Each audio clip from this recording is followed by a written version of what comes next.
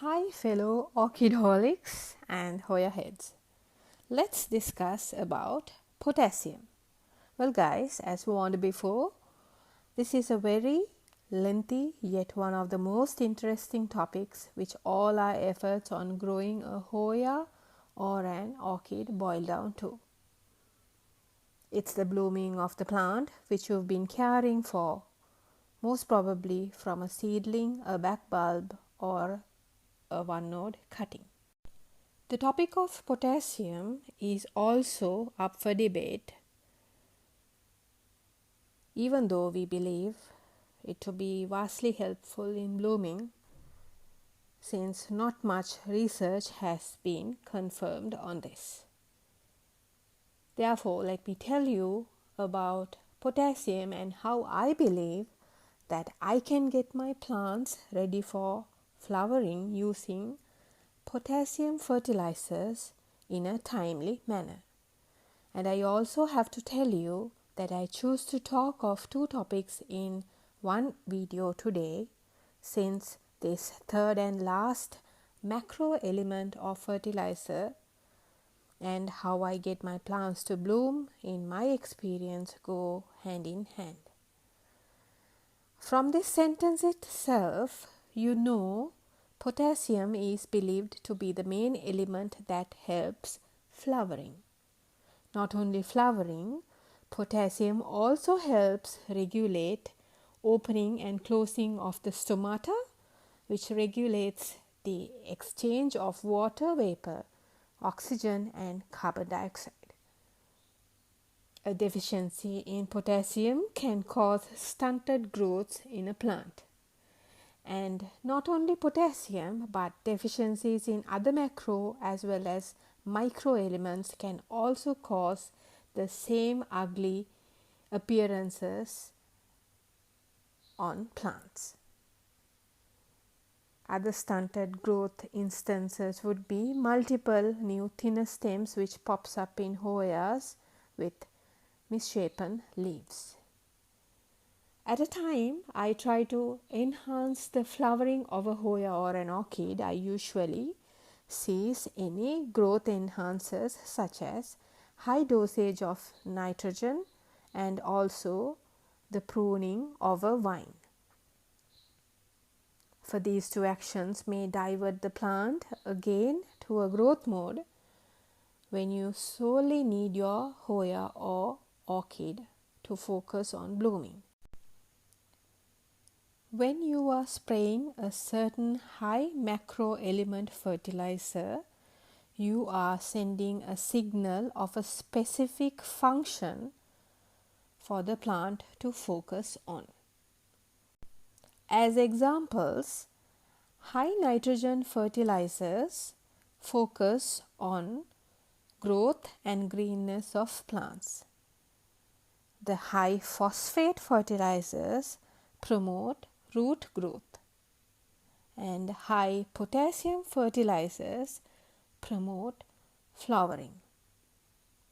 Therefore, it is wise to be careful not to signal your plants to grow when you need it to bloom, which would only make a healthy but yet lazy plant to keep growing, which it will happily keep on without blooming. This is why most labels has a high dosage of an element promoting the required action from that fertilizer. And when a balanced fertilizer doesn't work on blooming, you are bound to go for a high phosphate and potassium fertilizer. And I would never spray a high nitrogen fertilizer which enhances growth with a high potassium fertilizer which enhances blooming, because each element in their own fertilizers are in very high dosages and helps two very different functions in a plant. Especially when you try to induce blooming in a plant which has never bloomed before but has grown healthily, such as my Rhynchostylist retusa or my Hoya caryi.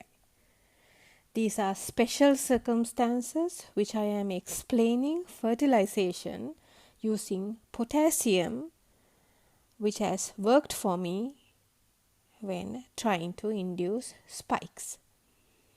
As a healthy orchid, this bunch of retusas did not need more nitrogen but more potassium feeding for it to bloom. As you can see, the success rate was 100%.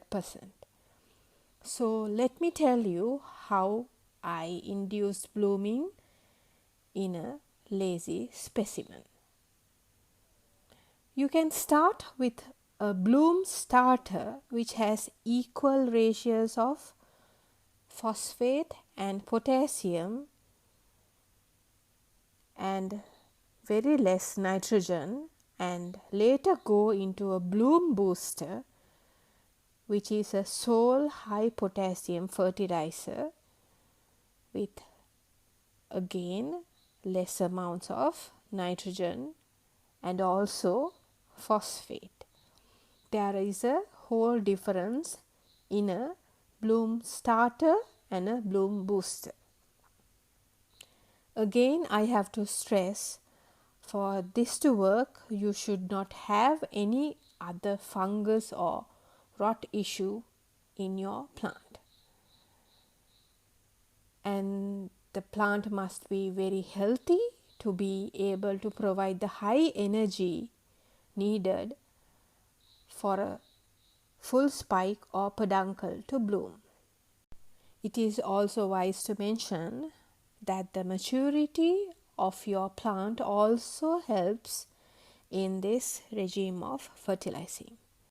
I usually go on one of these bloom starters for a month and then swap to a bloom booster, and by the time I start the bloom booster, a peduncle is reactivated or a spike has already peeked out of a leaf of an orchid because of the previous bloom starter. And this is where most people stop fertilizing. But I don't, as I keep on the bloom booster until the first bloom is about to open. Also, as I don't want the bottom leaves to die off from all the energy absorption to the spike or peduncle, I would bring in the already halted nitrogen fertilizer to my plants with a pinch of Epsom salt for magnesium and spray once a week in between the bloom booster for the plant to remain in the same healthy condition. Remember, this is my personal practice. I only spray nitrogen as a safety precaution, especially on Phalaenopsis orchids, which produces bigger blooms and long-lasting spikes. It is also very important to remember to cease the sprays of bloom fertilizers after a spike is done, and to get your Hoya or orchid to focus on vegetative growth as a downtime from blooming. This is how you maintain a healthy and vigorous growth in your plants. You may change your fertilizer regime as per your needs and likes. My duty would be to provide you with the relevant warnings if you are bound to take the course of fertilization I just advised you of. Do you know too much of potassium is a deficiency of nitrogen? This is where the lowest leaf die off by yellowing when the plant's energy is moved towards a spike. And a potassium deficiency in a plant will never produce blooming, although not much has been found on potassium being helpful in this blooming function. And also, too much of potassium may subject the plant to keep on blooming to its demise, and this is something we all have seen in certain vandas and phalaenopsis orchids. Summarizing, first of all, you can start a bloom starter on a healthy Hoya or an orchid. That is a fertilizer which has equal amounts of phosphate and potassium and very less to no nitrogen. If there are other issues, sort them out first. For fertilization is redundant if the plant is facing a rot or fungal issue. Then you can go into a bloom booster.